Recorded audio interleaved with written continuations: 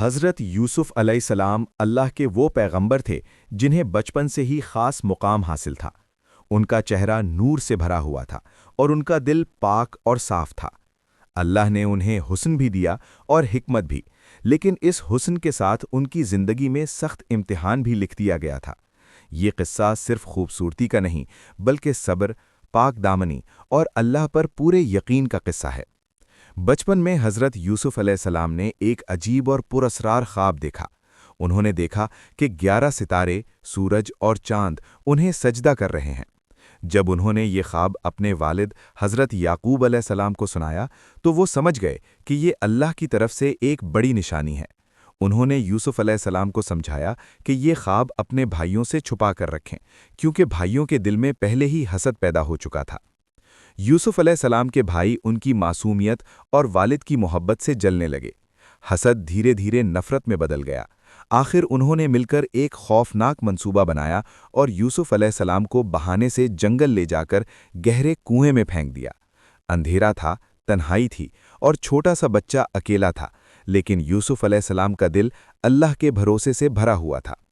اللہ نے ان پر وحی کی اور تسلی دی کہ ایک دن وہ اپنے بھائیوں کو ان کا یہ ظلم یاد دلائیں گے۔ اللہ کا پلان انسانی سوچ سے بہت بڑا ہوتا ہے۔ کچھ وقت بعد ایک قافلہ وہاں سے گزرا۔ انہوں نے پانی نکالنے کے لیے ڈول ڈالا تو یوسف علیہ السلام کو دیکھ کر حیران رہ گئے۔ انہیں مصر لے جایا گیا اور وہاں بازار میں بیچا گیا۔ اللہ کے حکم سے مصر کے وزیر نے انہیں خرید لیا اور اپنے گھر رکھ لیا۔ یہاں سے یوسف علیہ السلام کی زندگی کا نیا موڑ شروع ہوتا ہے۔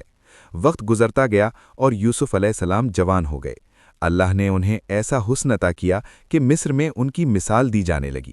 وزیر کی بیوی زلیخا ان کی خوبصورتی اور اخلاق سے متاثر ہو گئی۔ دھیرے دھیرے اس کا دل ایک سخت امتحان میں پھنس گیا۔ ایک دن اس نے دروازے بند کر کے یوسف علیہ السلام کو گناہ کی دعوت دی۔ اس لمحے یوسف علیہ السلام نے وہ مثالی کردار دکھایا جو صرف اللہ کے خاص بندے ہی دکھا سکتے ہیں۔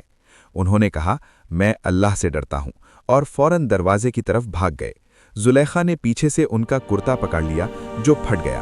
اسی وقت دروازہ کھل گیا اور سچ سامنے آ گیا۔ اللہ نے یوسف علیہ السلام کو بے گناہی کے ساتھ بچایا، لیکن پھر بھی انہیں قید خانے بھیج دیا گیا۔ قید خانہ یوسف علیہ السلام کے لیے عذاب نہیں بلکہ ایک اور امتحان تھا۔ وہاں بھی انہوں نے اللہ کو یاد رکھا اور لوگوں کو سچ کا پیغام دیا۔ انہوں نے قیدیوں کے خواب کی تعبیر بتائی جو بالکل سچ ثابت ہوئی۔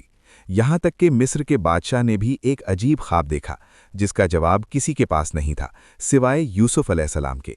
جب یوسف علیہ السلام نے بادشاہ کے خواب کی تعبیر بتائی اور مصر کو آنے والے قحط سے بچانے کا پلان دیا تو بادشاہ حیران رہ گیا۔ یوسف علیہ السلام کو باعزت قید سے نکال کر مصر کے خزانوں کا ذمہ دے دیا گیا۔